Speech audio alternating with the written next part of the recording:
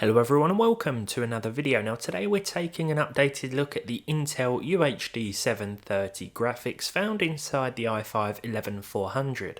I forgot I still had this CPU. I borrowed it from the wonderful team at CCL Online months ago, and when the courier came to pick it up I was out, so it never got collected.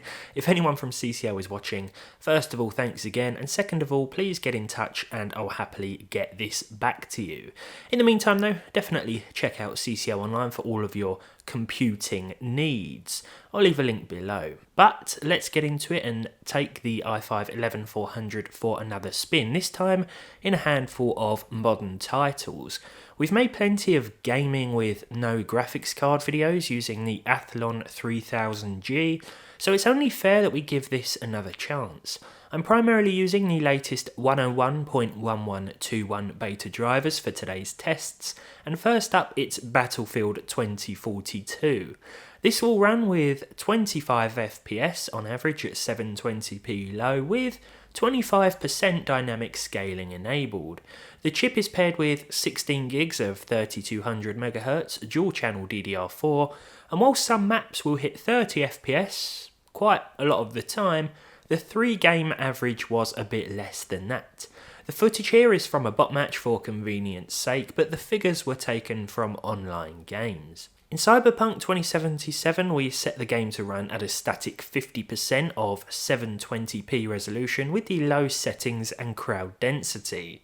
We just fell short of a 30 FPS average, but we did exceed this every so often, especially the further out of Night City we got.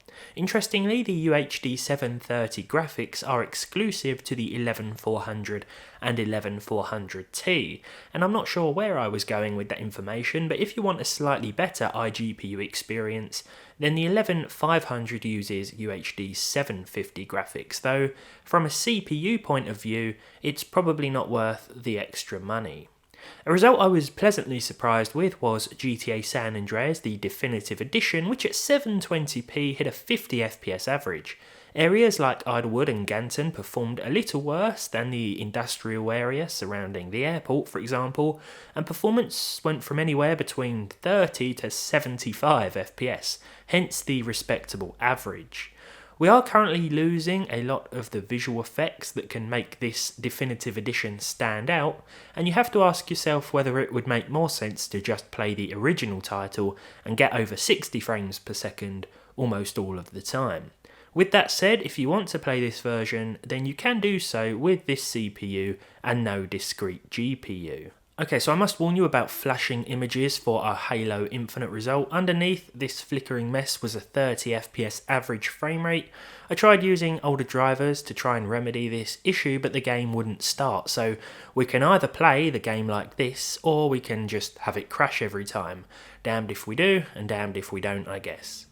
Forza Horizon 5, which I've previously praised for its great optimisation, certainly didn't let me down here. Over 40 FPS was possible with the very low preset and MSAA set to 2x. I combined a mix of solo driving and multiple competitor races to get this result. There were a few sudden drops, especially when driving between empty roads and towns, but overall, the game, although looking like a 360 launch title, ran fairly well, all things considered. Just like in Halo, Far Cry 6 had issues. I tried this game with the latest drivers, the previous 1069 drivers, and the drivers from way back in March, but the same thing happened. One thing I prefer about AMD's integrated graphics is that they're more consistent in their compatibility.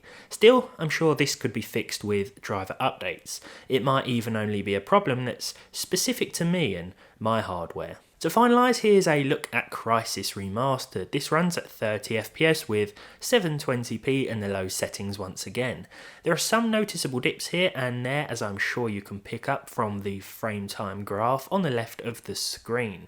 Going forward, I'll be including Intel UHD graphics in future no graphics card videos, whether it's the UHD 730 iGPU or something different, because there are still instances whereby modern games can run relatively well, even if you have to make them look quite bad to do so.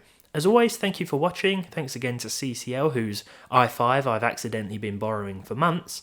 I'll leave a link to this processor in the description if you would like one. All that's left to say is leave a like if you enjoyed it, leave a dislike if you didn't, subscribe to the channel if you haven't done so already, and hopefully I'll see all of you in the next one.